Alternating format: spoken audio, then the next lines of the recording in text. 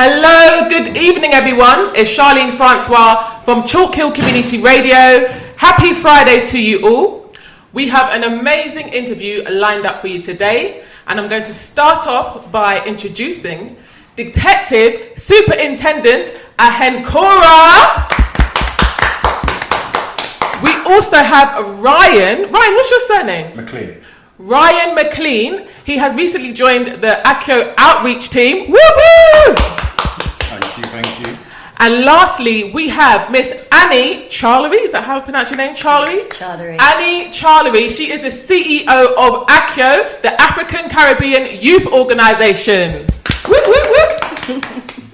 So, I usually do lead the questions. However, Annie has many questions for Detective Superintendent Ahenkora. So, she is going to start off, and then I will start after that, okay? Yeah, I've got a question. My first question for you would be, what made you join the police? And, what made you start joining the police, and what made you decide to pursue this career? Yeah, good questions, and thank you so much for having me here. Real pleasure to be here. Why did I join the police? What a question. So, growing up, I'll be frank, I had no intention of joining the police at all. In fact, it was the opposite. I grew up in church, and there was a couple of police officers that were in the church. What I saw was that they had a really hard job, and they spent a lot of time away from home. So I was thinking, that is not what I want to do. So I went to uni. I studied maths at uni. My intention was to be an investment banker. Got to my last year in uni and thought, actually, I don't want to do that. Actually, I want to do something a bit more community focused. So I was actually thinking of joining the military. So I applied for the RAF, or was thinking about applying for the RAF, and doing maths, you can go into aviation. You're just like running up and down, Yeah. Well, we'll come to that. So try to do RAF, try to do territorial army, but I've got asthma, so I wasn't eligible. My older brother had joined the police as a PCSO. So what's a PCSO? A PCSO, Police Community Support Officer. Oh, yes. Yeah. So he actually wanted to be a police officer. He applied, didn't quite make the grade, so ended up becoming a PCSO, a Police Community Support Officer, and was working in Lambeth in Brixton. And essentially, he was telling me all kinds of tales of things he was getting up to, running up and down. And I was thinking, right, especially in Brixton. I was thinking, right, okay, this is interesting. So it kind of primed me. So what then happened was the Met was looking for volunteer police officers, and they came with a stand into my uni. So I actually joined on a dare. I joined the police on a dare, and what I mean is, as I was walking past this stand with one of my friends, he said, we should join the police. And I said, all right then. So I joined up. And as soon as I got to, we call it Hendon, it's the training school. As soon as I got to the training school, I thought, wow, this thing is big.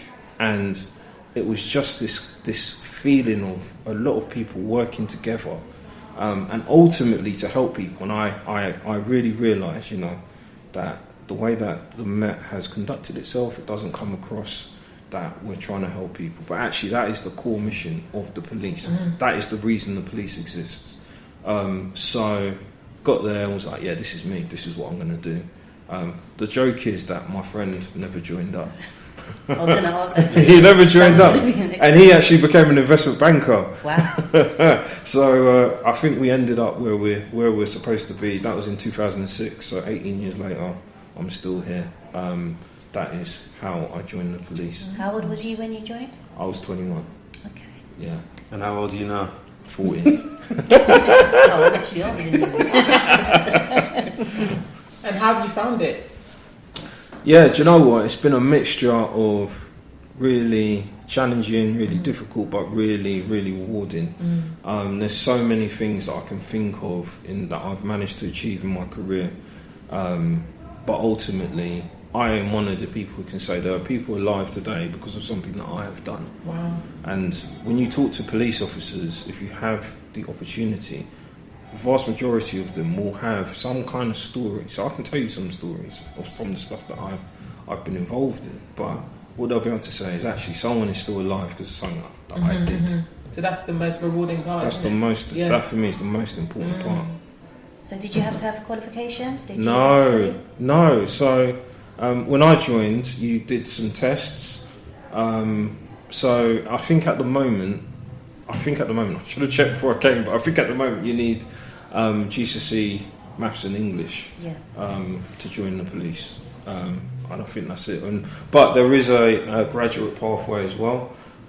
So when I joined, I had a degree, and so I joined on a kind of graduate pathway. But now there is a specific graduate pathway called Police Now.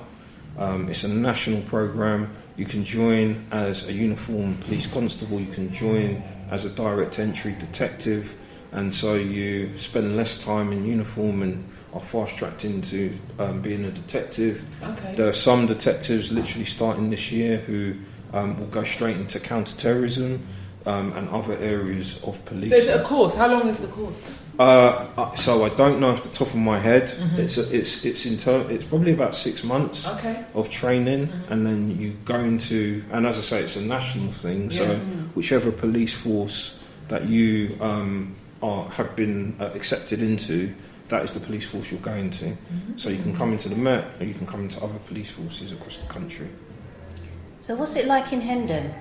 Hendon? Yeah, I just picture it like a fortress. Do you know what I mean? It's all grey. It's not far from here. It's up the road. Think of it like a college, like literally going into a college. That is what it's like. So it's a lot smaller now than when I was there. When I was there, they had like a running track and a swimming pool. What happened was that estate, as we call it, or the grounds got reduced. So it is a building that is literally a college called Peel House, and there's classrooms in there, and there's like a dojo because we do physical activities, and then there's a square where you learn to march and do other things because that's part of being a police officer.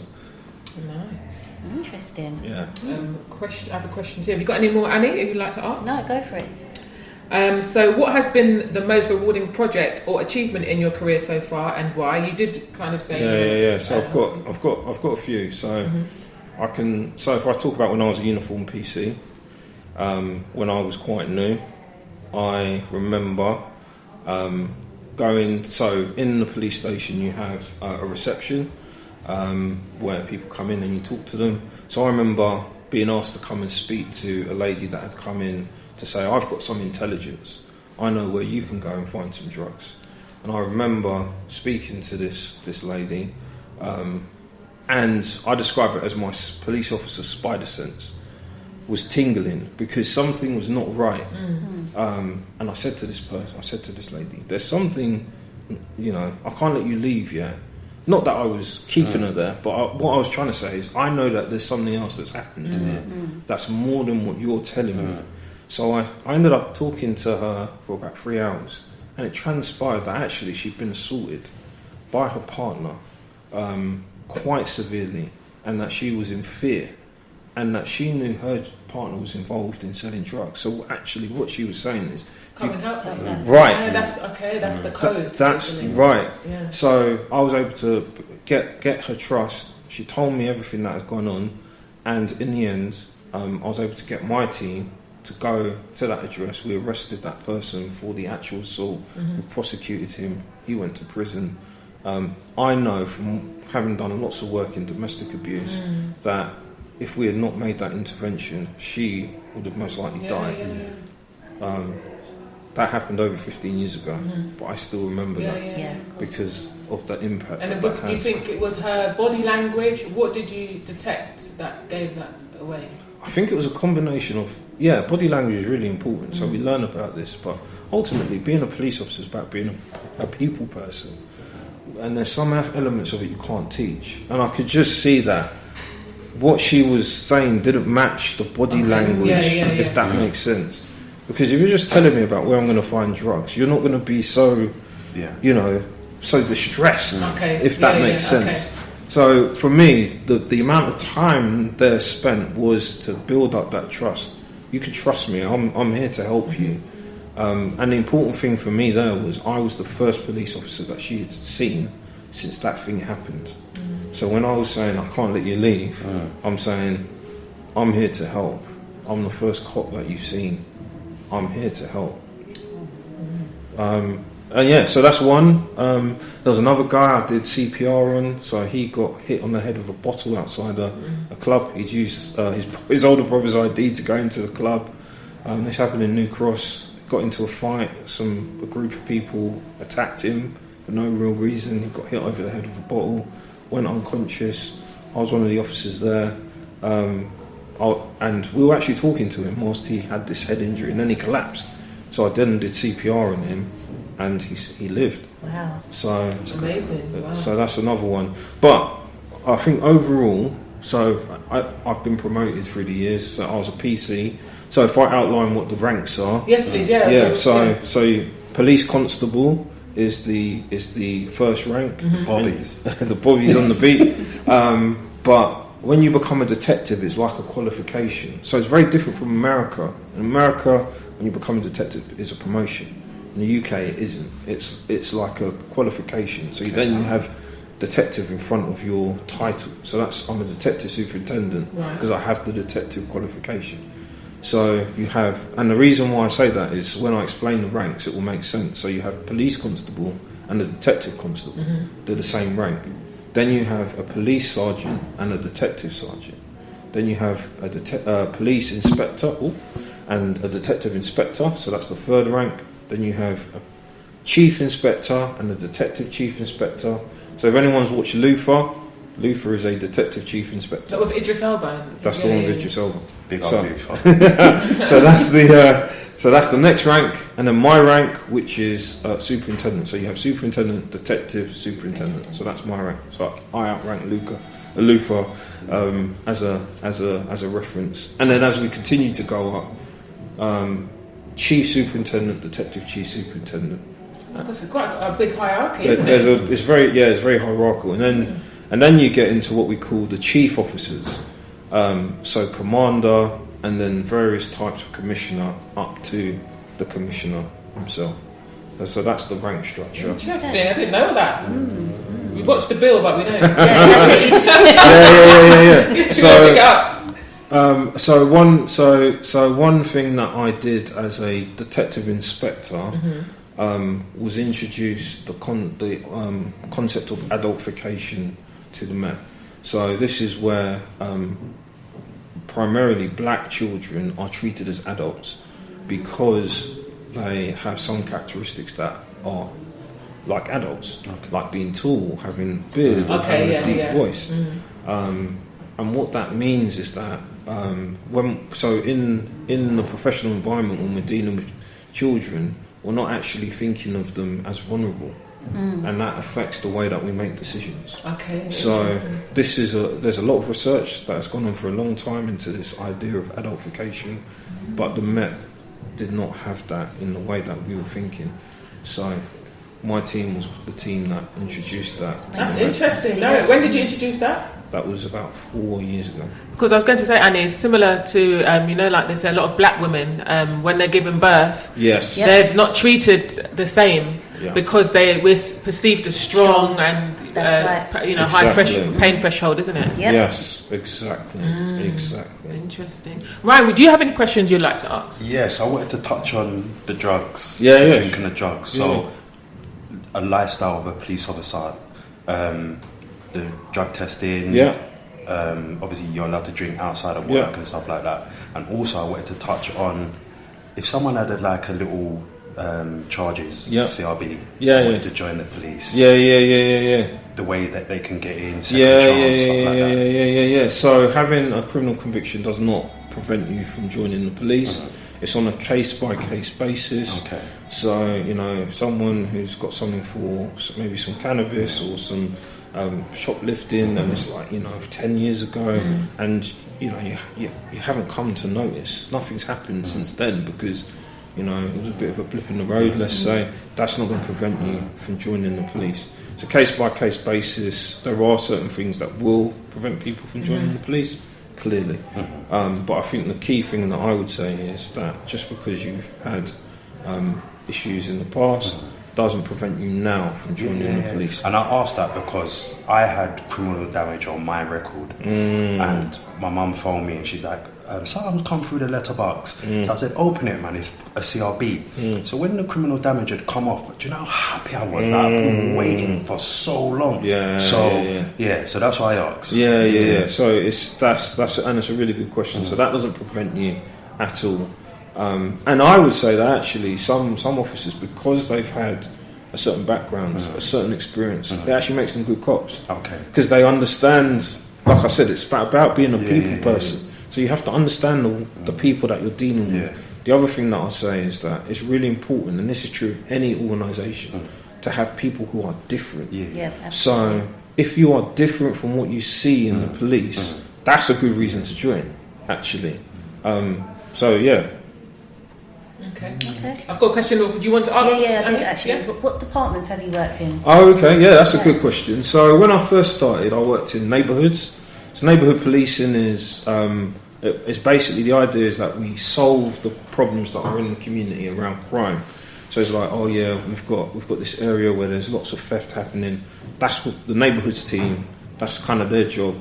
And when we say Bobby's on the beat, that's really what that kind of historical thing where police officers are in the community. So that's neighbourhoods. Bobby's on the beat. On the beat. Bobby's on the beat. I've heard it in the music. I've heard it actually. Bobby's on the beat. Yeah. So what so just to kind of explain what where the term came from. So 200 years ago, a guy called Sir Robert Peel invented the police. He was the Home Secretary and he invented the police. Okay. So because his name is Robert, so Bob is short. So, and then the beat, I don't know where the idea of the beat, but this idea of walking a certain area. So it would be called the home beat. So your home beat would be the area that you walk around. So it literally would be like Neilsden Road and up and down. This is your area. You know your area. This is your beat. Okay. So that's where this term Bobby's on the cool though, isn't it? Even though it was years ago. Bobby's on the beat. I like it. Yeah. So and what we say is, and I've done further study. So I did a master's at Cambridge in criminology. Wow, amazing. That was interesting. Yeah, it was very interesting. Wow. One of the things that I found out is that idea is the fundamental bit of police. The idea that you have police officers that are in the community, that is what policing is built on. So just to say that. So anyway, that's where I started. Neighbourhoods. Right. Then I went to what we call emergency response, so answering 999 calls. So I spent 4 years doing that. I did 2 years as a volunteer on neighbourhoods, 4 years on emergency response, answering 999 calls. I also became what's called a CAD operator. CAD stands for Computer Aided Dispatch. So the people who actually answer the phone and then on the radio tell police officers where to go. Okay. Yeah, so there's lots of different bits of the Met that work together to help us do our job. So I answered the phones, I helped send people to the actual incidents, and I did the actual incidents, dealt with the incidents. Cool. Then I did a bit of a weird move. This was unusual at the time. So I went straight from emergency response into the internal investigation department. So we call it professional standards. If anyone's seen Line of Duty, AC12, that's basically where I went. So investigating other police officers. Amazing. And finding bad police officers, corrupt police officers, dealing with them. There's police officers that went to prison because of the work that I did. Because unfortunately some police officers are criminals. And that's the work that we have to do to reduce that, to filter them out. And if you're in the police and you become corrupt, we find you, get you out. There's a whole department that deals with that. Wow. I worked in that department for 3.5 years. Did you know that department existed? Now you know. So that's some of the best work that I've done for sure. That must be quite challenging as well, because some of them might even be your friends. So there's ways of dealing with it, because essentially having the knowledge that I can't deal with someone that I know really well impartially. So actually there's what we call a code of ethics. There's a list of rules that we operate by. it's up to me to say, hang on a minute, I'm not impartial here.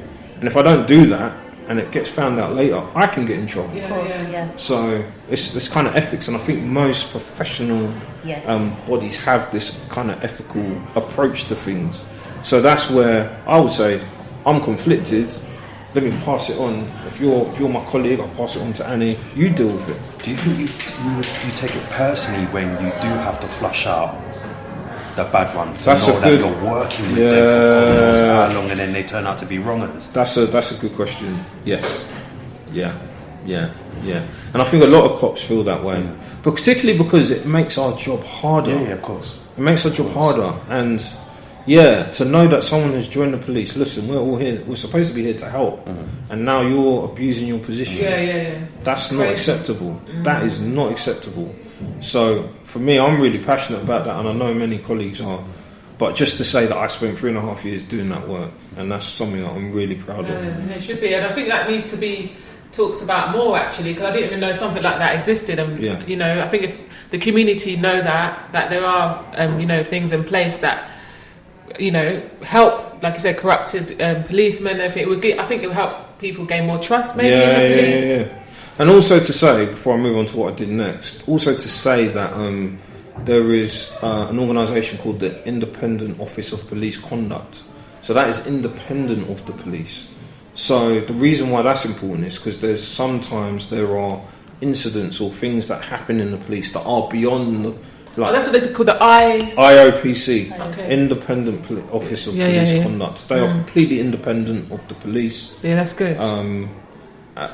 So they will investigate like the highest level incidents of where there's allegations against the police. They will deal with it. Question. Can I ask a question? Do you want to ask one? No. Okay. Finished. That's about half of it. So that's about half that he's done. I haven't finished. So then I got promoted. So within the police we have you could call it accelerated promotion. So there's a normal route, and then there's what we call the fast track. So I got onto the fast track promotion, which meant that I went from a constable to inspector on this accelerated promotion scheme. So as part of that, I went to Southwark Borough, where I worked back on emergency response as a sergeant. I worked as a custody sergeant, and I worked as a detective sergeant in the various departments there. So I worked in the missing persons unit, I worked in the burglary unit, forensics, worked in the domestic abuse unit, and what we call main office CID, which is like a general investigation unit dealing with things like serious violence, or stabbings, shootings, that sort of thing. So I dealt with all of that. There's so many departments, isn't there? But it must make your job really interesting. It's not no day's the same. Yeah. So that's it's wide, and this is me just describing one element of being a detective. I got promoted to detective inspector, and then went to the organised crime department. So I started working within organised crime. So I started off as an assistant to someone much more senior. So if you think of it, the person I was working with was like a general, and I was like a lieutenant or lieutenant. So assisting that person. So that was my introduction into the organised crime arena. Then I moved from there into working in the modern slavery and human trafficking department. So again, that was amazing work. Been interesting. Yeah, fascinating. So there was a bit of international travel involved, and negotiating with other countries, law enforcement jurisdictions, working with countries like Romania, the Czech Republic, the Netherlands. Extraditions. So you had to travel? Yeah, travel. Yeah. Extraditions, that sort of thing. And it was there that because it was the modern slavery and child exploitation department, so that's where the adultification sort of work came in. One of the jobs, what I should say is I was what's called a senior investigating officer. So it's a specific thing. It's a qualification that I gained, which is like a national accreditation. Because it's in modern slavery, basically any police force could call me up and say, "We've got a modern slavery case. Come and help us do it." Give us an example of a modern slavery case, please. So there was one that I actually got interviewed by Sky News for. So it was a case where a group of women from Poland were trafficked into the country and were put to work as sex workers, and essentially the organised crime group that was controlling it would take the money and force them to work as sex workers. Okay. And so that involved quite a long investigation where we worked in conjunction with Polish authorities and gathered evidence against the organised crime group, the group of individuals, and arrested them and sent them to prison. London, yeah? This is in London, yeah. I say that because I know this is quite big in like Bradford, Rochdale, them kind of places there. I hear about. Yeah. It's kind of like a hidden thing. It happens behind closed doors. People are told in other countries, "Oh, come to England, come to the UK, you'll get an office job." When they get here, actually, sorry, you need to work in a brothel. It's shocking. So, what I would say is, as the police, I have dealt with a number of investigations. That's one where we have received information, we have investigated that, we've gone to an address, banged down the door, found someone who's literally in slavery, and they're like, "Thank God you're here. You're literally rescuing people from slavery." So that was work I did for about 3 years. And it's sad to feel like that still happens. Yeah, and I'm outlining my full career now, so we're almost at the end. I got promoted again. I managed to get onto another what I should say is, whilst I was working at the Modern Slavery Unit, I did my Masters in Criminology. Okay. How do you have time to do all this stuff? It seems like there's so much going on within. Yeah. So where do you do your Masters within the institution that you work? So I did it at the University of Cambridge. You had to go, So I went up to Cambridge. And they paid for it? They paid for it. Okay. The Met paid for it. Yeah. So that's something that they do. Yeah. So, yeah. I got something for you. Yeah. Give us like an idea on the build-up when you get new legislations coming into place. For example, joint enterprise. Okay. Because people who are not obviously the shooter or the stabber are getting the same sentences. How did that kind of come into play? Oh, that's a good question. Do you know what? I don't know where it came from. I get the logic in it. Yeah. But I speak to a lot of young men who are doing mad sentences so I just want a bit more understanding on it, really. Yeah. It's a difficult one because the law is the law. Yeah. But my understanding was that it had changed slightly from what it was a few years ago in recognition of kind of like the intent and knowledge of what is taking place. So I remember when it was the case that you could come with someone to an area that the person you're coming with has a weapon and you don't know about that. That person uses that weapon, someone gets killed, that person who's done that is on trial for murder. And then because you're there with them, you find yourself on trial. Now, my understanding is that's not the case. It's more around what is the intention of going there. Are you aware that the person you're going with is going to has an intention to fight someone? Yeah. If you're going there and you're literally like, I'm just going with my mate, then my understanding is that's not where joint enterprise is anymore. That's my understanding. Okay. But yeah, what you're saying though, I do recall having conversations with young people, and it's like you almost have to know exactly what your friends are thinking and intending. Just on that subject of young people, question here is, in your opinion, what are some of the most critical challenges facing young people today? Yeah, really good question. So I think the level of bad influences is so high. There's so many opportunities now to get involved in criminal activity, and we know, so having worked in child exploitation, we know that there are exploiters out there that are looking for young people to exploit, and they are preying on people or young people who might feel excluded, might feel lonely. They may have a difficult home situation, they might have a difficult school situation, and those are the people that those who want to exploit them will target, and they'll come with like a promise of, yeah, you can make easy money. If anyone says to you can make easy money, I say run a mile. If it sounds too good to be true, it probably is. Because what can happen is, carry this for me. And I think there's a scene in Top Boy that kind of illustrates this perfectly. Carry this for me. And then there's a plot around that person gets robbed and now they're in debt. And so this is what we have seen, where young people are in debt and they're now trying to work off that debt because they've lost whatever they were given to hold. That is one of the pressures.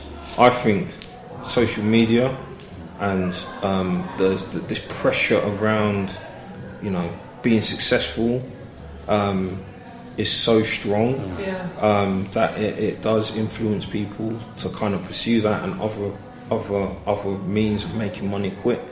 When in fact there are lawful ways to do that that are much, much more fulfilling, and you're not looking over your shoulder. The life of someone who's involved in drug trafficking, for example, you're always looking over your shoulder. I'm not looking over my shoulder. And I've described some of the stuff I've done. I've not even said everything I've done. And I'm quite successful. I've been able to have a good career in policing. So there's so many opportunities, good opportunities out there. And that's where, looking at what ACYO is doing, I'm like, wow, this is amazing. Well, we touched on it briefly off camera. Yeah. I was saying to you about like the kids around me, and like I said, there's that job opportunities for them. Yeah. They're looking at me like I'm mad. Yeah. Job? We're talking about job. Do you know how much money I'm making? Yeah. So that's the thing, and I think that draw, I can see it. So I think that's a real pressure. Okay, next question. Do you have any question? Yeah, I was going to ask about Scotland Yard, actually. Yeah. I like to call Scotland Yard Scotland Yardy, because there's a lot of black people inside. Scotland Yardy, there's a lot of black people that work inside there. Your life has just gone off. Okay, that's fine. Yeah. So my question is there a lot of black people that work in Scotland Yard? And if there is, what is there to support them? Because obviously, there's this whole, issues going on in the community, etc. And is there what's around them? What can help them to support them while they're in that job? Yeah. Good question. So, yes is the answer in Scotland Yard, and yes is the answer in the Met Police. So we have police officers and we also have police staff. The reason I say that is because you can work for the Met and do lots of different jobs that are not police officer. You're not, not being an officer. Like you can be an analyst, you can be a lawyer, you can be. I met an organisational psychologist the other day, a behavioural scientist.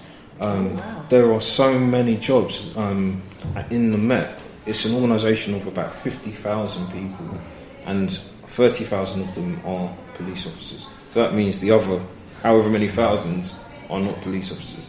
In terms of black people, working for the Met is difficult. I'm not going to lie.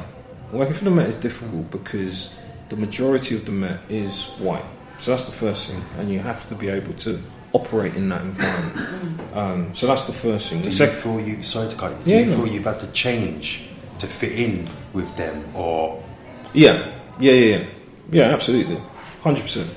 But what I'd say is, I think to be successful in any profession in the UK, I think when you start to get to the high levels, then what you're seeing is that it's majority white. So if you want to be high in an investment bank, like that was my original thing, I'd still have to do it. Yeah. So it's not unique to the Met. And there's ways to do it where you're not selling yourself out.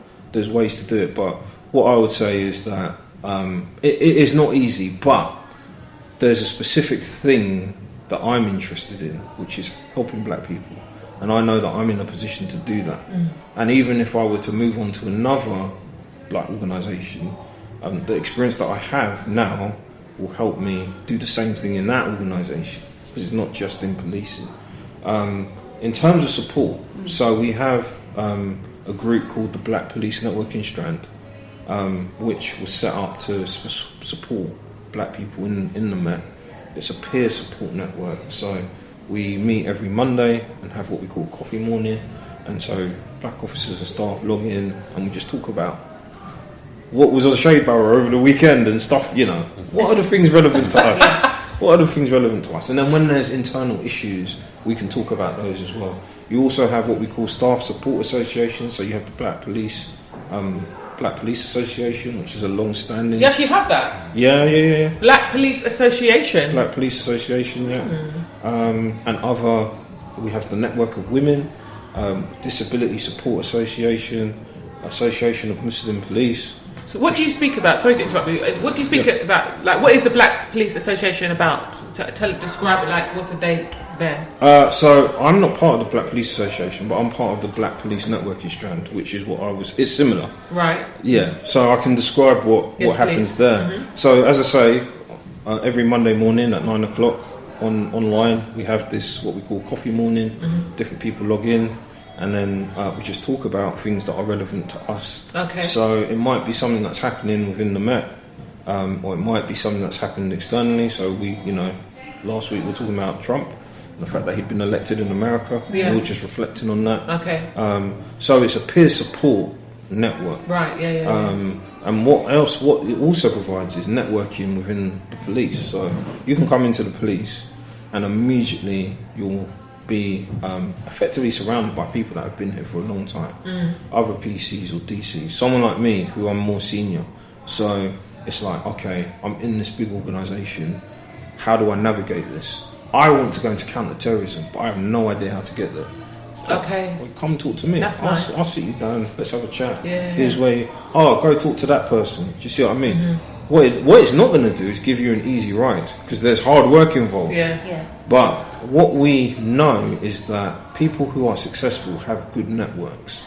That is what leads to success. And actually, I think that's the case in any organisation. So we have this Black Police networking strand, which exists to provide a network and support for people coming into the police. Lovely. And there's another organisation, remind me, Annie, LR... So the LRAP. LRAP, yeah. Please tell us about that. Yeah, so that's actually my current job. So I work full-time on what's called the London Race Action Plan. Yes. So the London Race Action Plan came about after the murder of George Floyd in America. There was a national plan. So we have a national organisation called the College of Policing and the National Police Chiefs Council. Their functions are not overly important, but all that you need to know is they're national. Mm-hmm. They came up with a race action plan that was specific to black people. And what it was saying is, we recognise that black people have a bad relationship with the police. Mm-hmm. There is lots of history that outlines this. So we need a specific plan to deal with that. Yes. Then the Met looked at that and came up with a plan specific for London, the London Race Action Plan. And in summary, it's a commitment for the Met to be anti-racist, specifically anti-black racism, and to improve policing for black people, internally and externally. And how, in your opinion, do you think it will work? Like, how will it work? Yeah, good question. So, we're talking about age-old issues here. So there's actually 4 areas that we're looking at. So I do think it can work. I think progress will be slow, but I think we've already started to see progress. For example, I'm here. It's relatively new, isn't it? When was it implemented? So the plan came out a couple of months ago. Oh, yes, yeah. So for example, I'm here. Yeah. For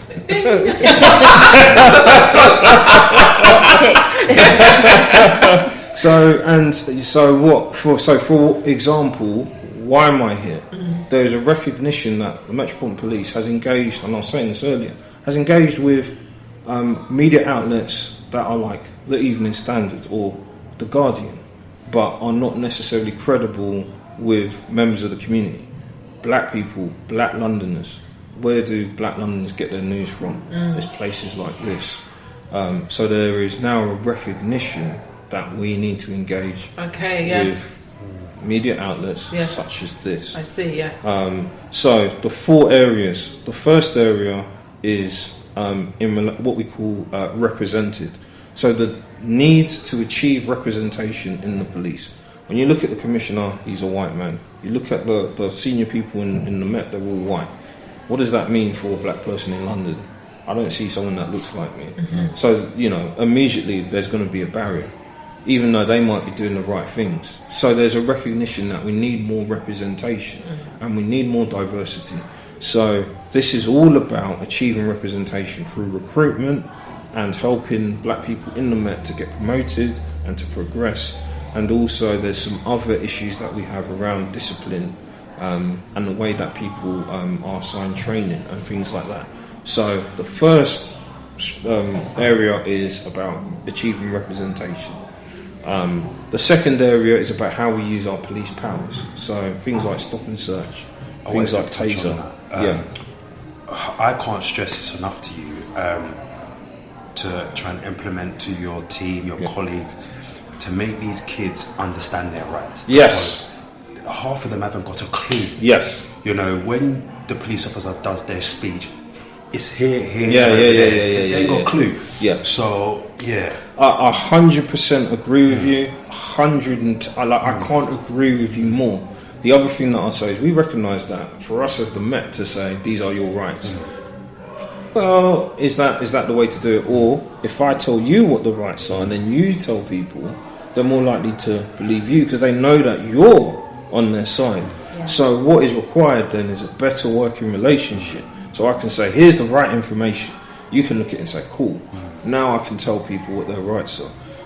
But there's a whole strategy that's coming in around that. So to give you some reassurance, absolutely, that is on its way. Stop and search. So we are creating what we call a stop and search charter. What is a charter? It's an agreement. So we have the law, but what we recognise is the way that stop and search has been done is basically disrespectful. So what we're working on is how to get officers to understand that they need to be respectful. That is the bottom line. So there's a lot of work around stop and search. Are they recorded nowadays as well? Yes. They're recorded, aren't so they should be recorded. They should always be recorded. Is that like the law or? It's not law, but it's our policy. Your policy. So what I would say is, someone gets stop and searched. What the law does not allow anyone to do is interfere with it there and then. The way the law works, the law gives police the benefit of the doubt in the moment when police officers are using their police powers. Right. However, if they have not done the correct thing, then after it happens, then it can be re-examined. Okay. And things can happen. That police officer can be disciplined. Yeah. Even compensation can be paid if the police officer hasn't done it correctly. Yeah. So what I would say to anyone is, make sure that you get the police officer's identification, i.e. we call it warrant number or shoulder number, to identify that police officer. Note the time, the location it has happened. It should be on body worn. So if it's not on body worn, the police officer's already in trouble. Okay, yeah. Do you see what I'm saying? If you're in a car and you're stopped, our policy is that we should create an incident record on CAD, computer aided dispatch, that thing that I mentioned earlier. Yes. So there should be a CAD number that relates to that stop, and usually there should be some body worn as well. So the point that I'm making is, you can complain if you feel that you've not been appropriately treated by a police officer. You can complain about it, and then the Met has to look into it. It will be investigated. Yeah. So that's the second thing. So how we use our police powers. The third thing is how we engage with the community. So you could say that this interaction here is part of that. Yeah. How we speak to the communities, how we speak to black Londoners, how we get feedback and actually make Londoners feel like they have influence on what the Met is doing. Okay, so as you know, I'm all about the community. Yeah. The feedback that I get from just the general public, the community, there's not enough of you on the streets. Whether it's funding, whether certain areas you can't go to at specific times. what would you say to ensure them that you are there, but get in there when something happens? Because I keep getting told all the time you're never there when they need you. Yeah. So if I can be brutally honest and frank, we are struggling because of our numbers and because of our budgets. So I think part of it is actually people considering themselves to join. Because let's be brutally honest, we need more black people in the police. Where are these black people going to come from? They're going to come from our family and our friends. That's the bottom line. So there are people out there who would make great police officers. What we shouldn't do is try to dissuade them from doing it. Actually, we should support them. Okay. We should support them because that's what's needed. What we are doing to improve the way that we respond, to help us be present in the areas that we need to be, is looking at our information and our data. So being more precise in where we are, trying to predict using things like AI and analytics. Where are the crime trends? It sounds odd because we know that this is something that happens in a lot of areas. Why is it only now that we're coming to it? So we're a little bit behind the curve, but that's something that we are using to hopefully be in the right locations at the right times. The other thing is connected to this idea of being better engaged with the community, is actually speaking more with the community, working hard to speak to young people. So a basic question that in some areas we're now going to be asking some young people, and this is kind of an experiment to see how it goes. Where do you feel safe and where do you feel unsafe? Simple. Here's a map. Show me where you feel safe. Where do you feel unsafe and why? Comparing that to our own crime data and what we're told by like the council, for example, are there areas where we think it's safe because this is our crime data, but actually young people are all saying that's really unsafe. There's things happening there. So it's kind of improving our understanding of where things are happening by having better conversations with community. And that's what it's about, just talking to them. That's what I find works for me, just talking. Because when you talk to some of them, they've got sense, They know how to talk, they know how to 100%. Articulate themselves, and it's refreshing to see, but you don't see it because they've got the face mask on or everything's slang trousers halfway down their arse. It's just about talking. Yeah, and so that's where I'm very keen to get you involved in the stuff that we're doing, because we need the right people who are actually talking with the people who are impacted. Because that's one of the things that sometimes we struggle with. When you think that we're such a big organisation and there's so many people, the kind of people that we sometimes interact with are the loudest people. It's true.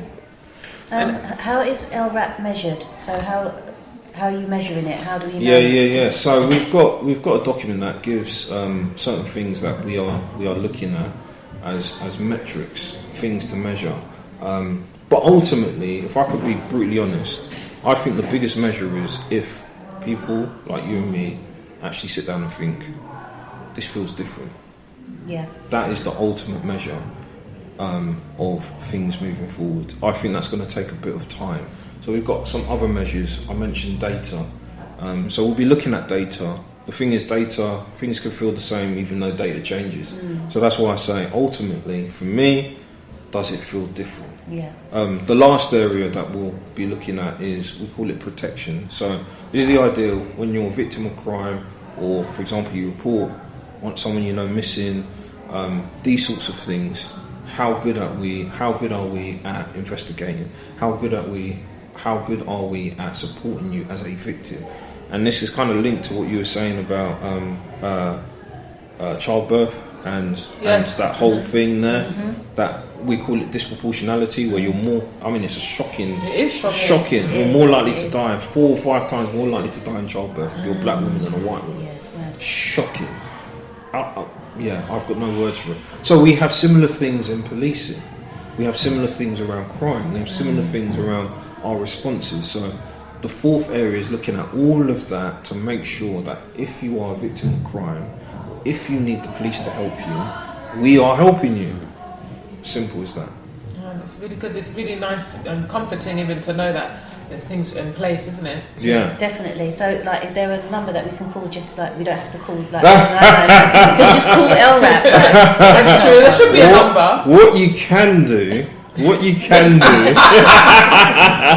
arts, you know what I mean? I don't want be them, accused I of want you. 2 tier system. We've heard that before.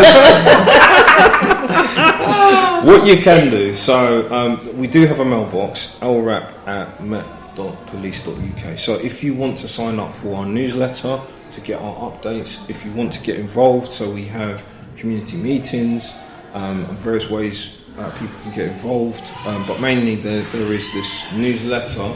Then you can email us at lrap@met.police.uk. Cool. Lovely. Another question. Where do you see the future of community-focused organisations headed? And what legacy would you like to leave behind? Community-focused organisations.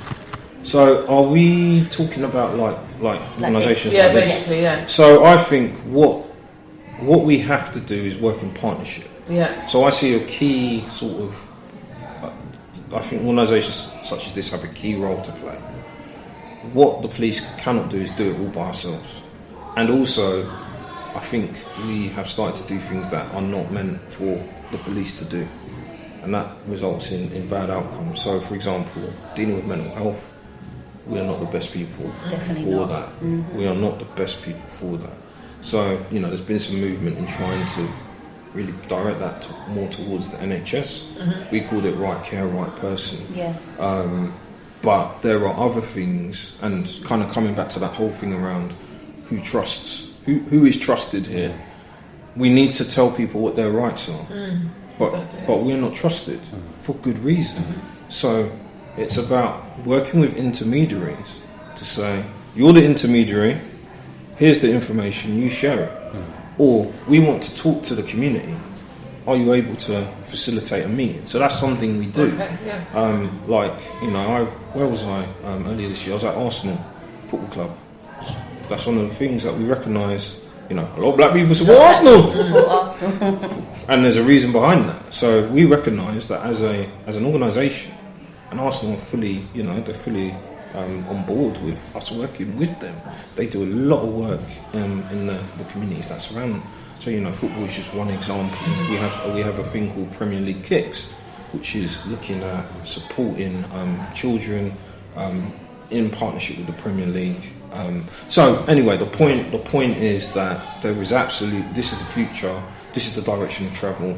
There is a whole area under the London Race Action Plan that is about that. Yeah. And again, that's what we like to hear. That's why I'm here. Definitely. And Annie, can you please tell me, obviously Annie's the CEO of ACYO, the African Caribbean Youth Organisation, and it was Annie's idea to bring on Ryan McLean and Ahenkora, Superintendent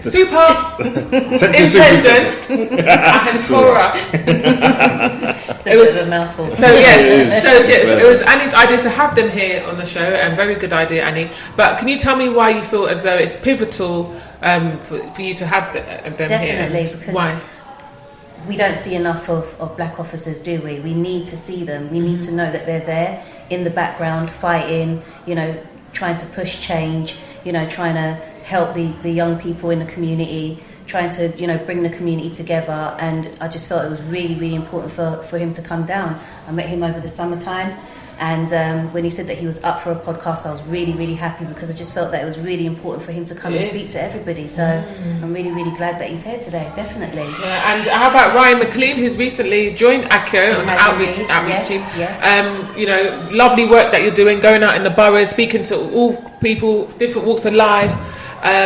Why do you think it's paramount for Ryan to join? Again, Ryan is out there, he's in the trenches, he's speaking to the young people, he's a positive role model to be out there, and I just think that he's equipped to go out there and to speak to them, to try and change the way they're thinking at the moment. So, yep, that's why I had to bring him on board. Love that. And can I ask all three of you, please, because I always ask all of my interviewees whenever we have a show, What do you do in terms of your own mental well-being? So this is interesting to see a police perspective, because obviously your job must be very stressful, emotional. You know, you must go home and knowing that someone's passed away. So can I ask you, please, Ahenkora? Sorry, I'm not pronounce it. Ahenkora, beautiful name, by the way, and it means. Actually, I did ask when I initially started this show, what does Ahenkora? Am I saying it right? Ahenkora, what does it mean? That's the question to you guys, all right? How do you deal with your own mental health? That's a really good question, and it's something that I've had to work on over my career. So the main thing is having a good support network of friends and family, and I do have to be careful about what I share, because I can share something and it impacts on the person that I tell. I have had professional counselling as well, therapy as well. There's no shame in doing any of those things. Not. It's really important, and I know that in our communities sometimes there is a bit of a stigma around this. It's really important if we're struggling to put our hands up 100%. And say, I am having a difficult time. Especially you men. Especially. And if I can say that, actually, just two or 3 weeks ago, something happened around our work, and I had put my hand up to my colleagues and I said, I'm having a difficult time here. So so having that self-awareness, that confidence to say, having a bit of an issue, having that network around, and then there's the self-care. Yeah. So in terms of, exercise, diet, sleep. Sleep is the one that I struggle with, just because I think shift work has messed me up a bit. So 12 hours? Well, how many hours? Oh, you're meant to have like 8 hours. I never get 8 hours. 6 hours is good for me. I mean, how long's your shift work? Oh, shift. I don't work shifts. Okay. So when you get to my level, it's not about how many hours you work; it's about getting the job done. Wow. It's 9 to 5. It's not, yeah. But that said, shift work does have an impact. But yeah, so one of the things that I play a lot of football just because I love it. That's good. Not that I'm great, but I just love it. Yeah. Good exercise. It's a social team sport. So these are the things I think as well. So one of the things that we're looking at in the Met is specific support for black people and other people of colour. That's the term that I like to use. People of colour, because there is additional pressure. There's additional pressure, and the additional pressures of being a police officer, particularly in the Met. So what plays on my mind sometimes is the fact that the Met is one of those organisations that's caused the most harm to black people historically. That is not lost on me. But then I recognise that as a police officer, I'm in a position where I can make maximum positive impact. Can we think of another organisation, another role, where when you have a good police officer, you're there in people's highest crisis moments? I've been there. I've talked someone down from jumping off, a railway bridge. Yeah. So many of these experiences, so there is. So that is a difficult element of policing, but like I said, that thing about harm caused, and actually when I see harm being caused by what my organisation is doing, that plays on me as well. And so this is some of the stuff we talk about in our networking strand. Yeah. How do we manage this? Because if we're not here, then we can't change. Can't change any of it. The other thing is the difficult relationship black police officers have with the rest of our communities, the rest of black Londoners and globally. The whole thing about being a sellout, being a race traitor. Let's be honest, and that's not easy to take. And one of the things that I find painful is we have this real movement around black excellence. I never see a police officer celebrated as part of black excellence. True. I never see a police officer, and I know that if I was in another organisation, people would be like, this guy. Yeah. Things I'm doing. But do you know what?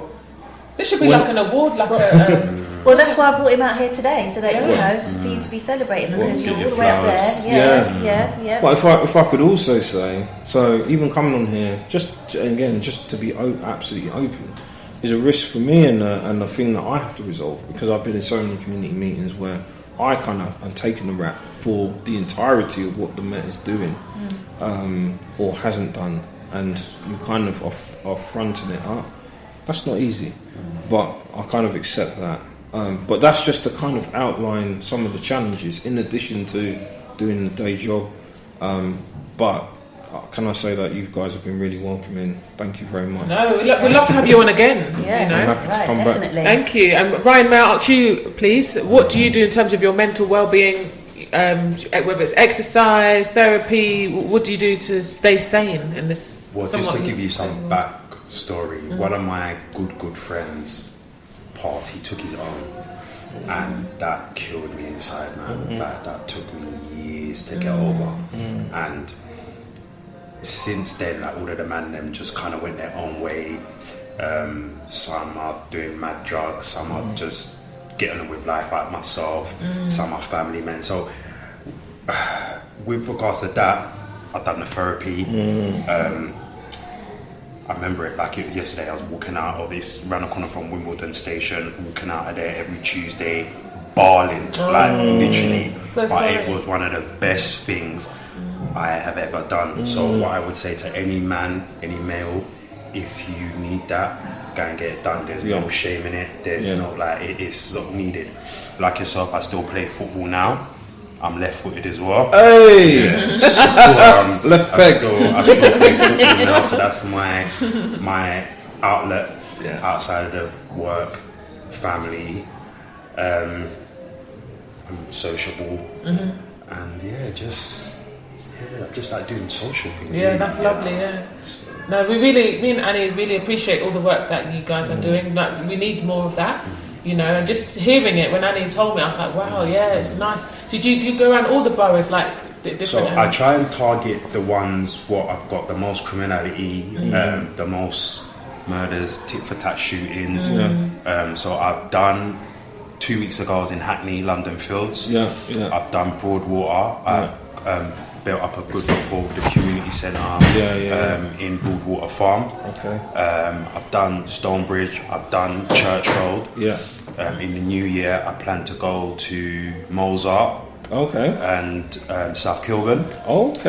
And also that St. Raphael's. The reason why that intrigues me a lot, because they've still got that old school high-rise block of flats, whereas Stonebridge not there down. So these places are a must for me, because I know what's going on there, and I'm from Croydon. So I get to hear about these things, and you know, I will know a man who knows a man.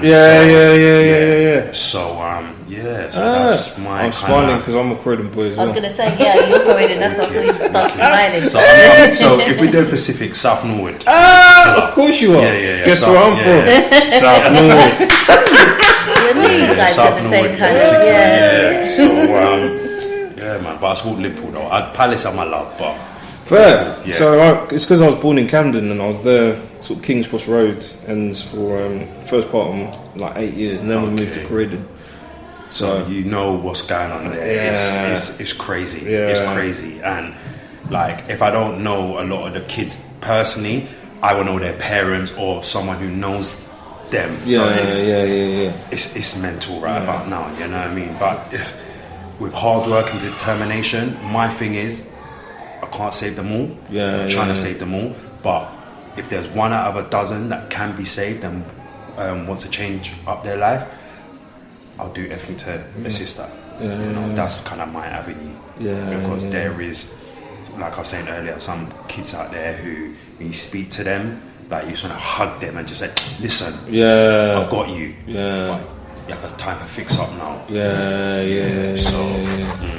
Thank you for sharing. I was just seeing if there's loads of people who have joined, but I think they're a bit shy because no one's asking any questions. Come on, guys. If you've got any questions, please let us know. We have 5 minutes remaining. Thank you for sharing that with us, Ryan. Come on, a question or two, guys. Come on. And lastly, Annie, may I ask you what you do with your mental health in terms of your mental health? What do I do with my mental health? Okay, so I train a lot. So running, weightlifting, playing with my son. What else? Go out raving. Have to go carnival, raving. That helps very much with my mental health. You know, just socialising, you know, being with my mates and stuff. And I suppose as well, like, my nature is to help people and stuff. So I get a lot of like fulfillment when I've helped somebody, and it does sort of like.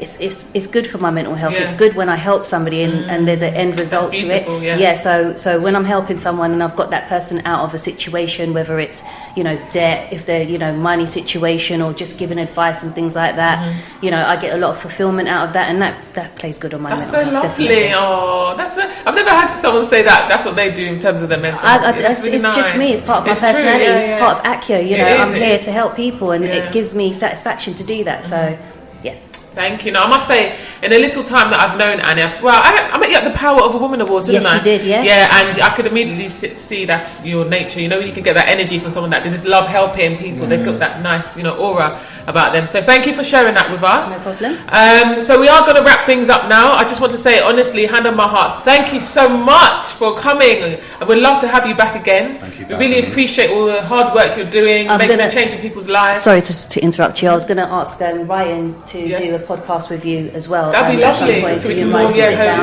about what you do in your history. Yeah, he's got a lot of things, a lot of experience and stuff like that. So I think that you guys could sit down and have a let's do that. Sit down sometime in the future, definitely. Thank you. All right. Well, any last questions? Anyone has anything? I was going to ask something about. Oh, you've told us that you're married. Yeah. What country you're from? Ghana. And UK. And the UK. What else about him that we can ask him? Anything personal? Any personal questions? Come on now, we've got an officer here. Come on. Any questions, guys? Mine was mental health. What you do in terms of your mental health? Any questions? Flex, do you have any questions?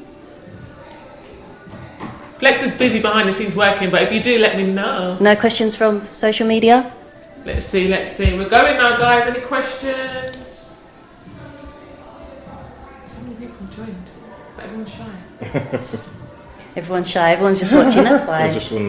They don't want to get arrested. It's like you won't get arrested. None of that. I have a quick question for you, though. Yeah. Concurrent sentences. You see, when the crime is something mad. Yeah. Please help me understand a little bit more, because that's a good question. Listen, I have to be honest. I don't fully get it. You don't know it. You don't know himself. So, I mean, there's a lot that happens in the criminal justice system, as we call it, that is just old. And it needs, it needs reform, it needs updating. And when I look at the criminal justice system, I'm like, where's the black people? Where's the people of colour? So you see in all of these areas that we need to have people from different backgrounds, different experiences, to just make things fairer. So that's my big encouragement. And like when you say what you're saying about job, I think that part of the issue is that people are very narrow. They think their opportunities are very narrow. Because they want everything now. They want everything now. Work like that. But not everything can be bought. And I feel like my experience and the things that I have told you and the experience that I have cannot be bought. Yes, it was hard work, but I'm a respected person. And, I could go into a different organisation. I can go in a higher level because of the experience I have. So it's just to say that, there's so many opportunities. People can be mathematicians and politicians and scientists and, psychologists. Do you know what I mean? They just want the fast money right now. And that's the thing, back in the days it was probably easier to go and do all of that stuff, to be out there on the road and make that money and go and get that 20 grand and go and buy that car, straight from the showroom and things like that. But you can't do that no more, you can't do that no more. So even if you are making money out there on the street, you can't spend it. It just makes no sense. So I just want them to just stop all of that now. Doesn't make any sense to be on the road anymore. Go and get a job, go and study, go and I do have a very interesting question. Go for it. Are you personally in contact with someone who's changed their life around that you've encountered in your past? Oh, that's a good question. So I would say there's no one that comes to mind. But there is someone who I am thinking of, who I actually arrested this guy. I arrested this guy when I was a PC, and then encountered him a bit later, and he had kind of changed. So there's no one that I can think of. Okay. But I know that there are lots of people who are able to do that, and I tend to encounter people now after that has happened. Yeah. If that makes sense. Everything's on the socials now. Yeah. Sorry to interrupt you guys. Before we leave, someone said, let me introduce her. Her name is Mouth Fahmy. How do you deal with those who are not confident and have a lot to say? In terms of what? The unaware individual?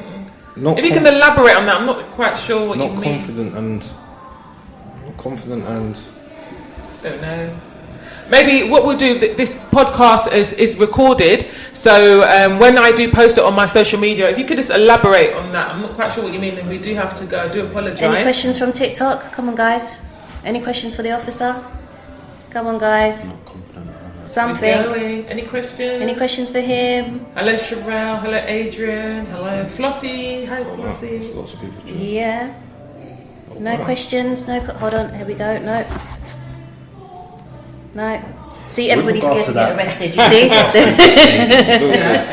Nice to meet you. Nice to meet you too. See, TikTok, wave at him, TikTok. Even if it's raving or something social is my answer to that lady. What do you think she meant? So I don't understand when she said, if someone's not confident. Yeah, like just getting out there, doing social things. Oh, okay. Sorry. Yeah. Okay, so Ryan McLean's in answer to your question said going out, doing more sociable things, perhaps definitely. maybe joining a club, like youth club, some kind of... It doesn't even have to be something where you're doing bare talking, but you're just engaging with others. Swimming, yeah. Man. Social, yeah. Yeah. I agree. Lovely. Okay, so we have to go now. Thank you everyone who has joined. Now people want to say arts questions. We want to know now. But it will be recorded, okay? So you can always comment in the comment section. I will be interviewing Ryan McLean next. He is on the outreach team of ACYO. So he goes in to a lot of boroughs, visiting people, speaking to all different people, trying to prevent crime in that way. So thank you again everyone for coming. Really appreciate your presence, your time. We want to also say thank you very much to Flex, Super Flex.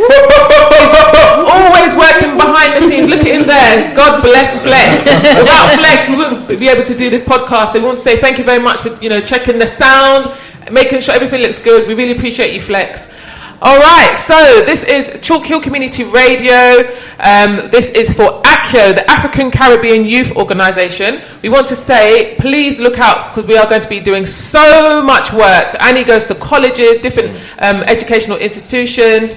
There's so much to come, and we're really looking forward to showing you all of the work that we're doing. So if anyone is interested in joining the team as well, please contact Annie. Give me a shout. Yes, but for now, it's Charlene Francois, everyone. Look after yourselves and always remember to look after your barnet. See you later. Well done. Fabulous. Brilliant. Loved it. Thank you. Thank you. How did you do? Oh, that was really good. I went to go out there because they look like they're partying or something, man. Listen, man, it's like